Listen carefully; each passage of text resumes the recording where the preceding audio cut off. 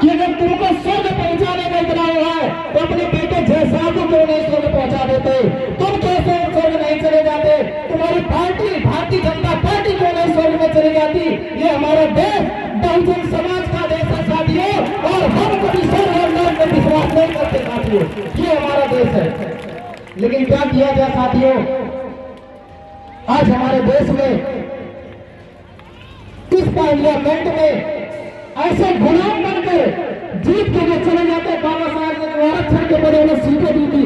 आज 131 सांसद हमारे हैं SC ST के। अगर आज सरकार खींच ले, इस्तीफा दे दे, तो उस परिवार को अपनी औकात पता चल जाएगी, और पता चल जाएगी अमित शाह कि तुम्हारा औकात क्या है। बाबा साहब का दिए गए स्वर्ग है जिसे तुम्हारी कुर्सी मिल जाएगी साथियों। और हम यहाँ पर पहुंचे हुए जितने भी साथी, सम्मानित साथी हैं, उनको मैं कहना चाहता हूँ कि आप बाबा साहब का ये पूछने की जरूरत नहीं है साथियों।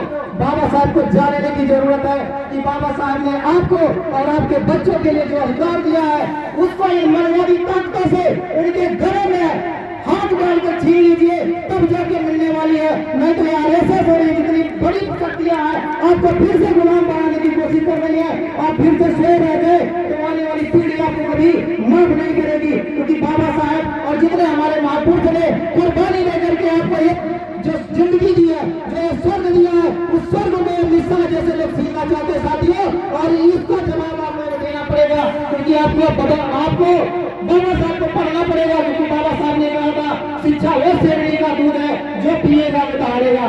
तो मैं आपसे निवेदन करता हूँ कि कम से कम खर्च के जहाँ तक हो सके अपने बच्चों को उच्च शिक्षा दीजिए। यदि बाबा साहब को आप फॉलो करते हैं तो बाबा साहब के बताए हुए रास्ते में चलिए, बाबा साहब को पूजने का ना काम करिए, बाबा साहब ने जितना अधिकार दिया उसको जानने का काम करिए। तो आज ये मनवादी ताकतें आपको देखते ही रास्ता बदल लेंगी। और इसी के साथ मैं अपनी बाणी को विराम देता हूँ साथियों। जय भीम, नमो बुद्धाय।